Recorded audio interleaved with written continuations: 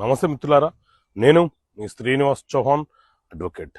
మిత్రులారా, ఎవరైనా ఒక వ్యక్తి ఏదైనా ఒక పని చేస్తానని చెప్పి అగ్రిమెంట్ చేసుకొని అడ్వాన్స్గా కొంత సొమ్మును మన వద్ద నుంచి తీసుకొని ఆ పని చేయకుండా నిర్లక్ష్యం చేస్తే మనం ఏం చేయడానికి అవకాశం ఉంటుంది. సో మిత్రులారా, మన దేశంలో లిమిటేషన్ యాక్ట్ 1963 అనే చట్టం ఉంది.